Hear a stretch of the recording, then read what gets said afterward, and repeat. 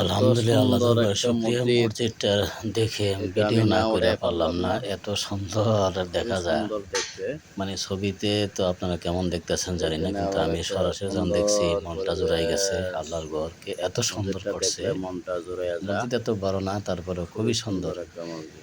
পরে তথ্য জানতে পারলাম এটা বদলকোট এলাকায় পড়ছে, চাটকিল থানা,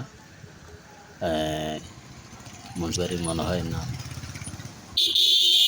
এই মুরব্বী একজনকে পাইছিলাম, ওনার থেকে কিছু তথ্য জানলাম। যিনি অনুদান বেশি দিয়েছে, যিনি উদ্যোগে মসজিদটা হয়েছে, উনি দুনিয়া থেকে চলে গেছেন।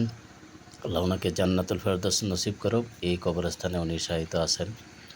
উনি আর নামাজ পড়ার সুযোগ হয়েছে না, এর আগেই আল্লাহ দুনিয়া থেকে নিয়ে গেছেন।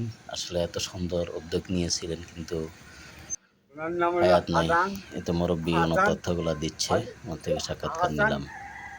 হাজি সাহেব চৌধুরী ওনার নয়া বাজারে আপনার বিশিষ্ট একটা ব্যবসায়ী ফ্রিজের দোকান ছিল আর কি। মারা গেছে কতদিন আগে? হ্যাঁ, মারা গেছে কতদিন আগে? গত রমজানের টাইমে আমরা করোনা ভাইরাসের সময় মারা গেছে আর কি। উনি আর মসজিদে নামাজ পড়তে পারে না। না, উনি কিন্তু সৌদি আরবে আপনি 10-12 বার করছে, কিন্তু রোজা মাসে উনি আপনার সৌদি আরবে আপনার খাওয়া শরীরে হয় রোজা থাকে আর কি। ও, এত সুন্দর মসজিদ করছে, কিন্তু ওনার ছেলেরা কেউ আসেনি জীবিত?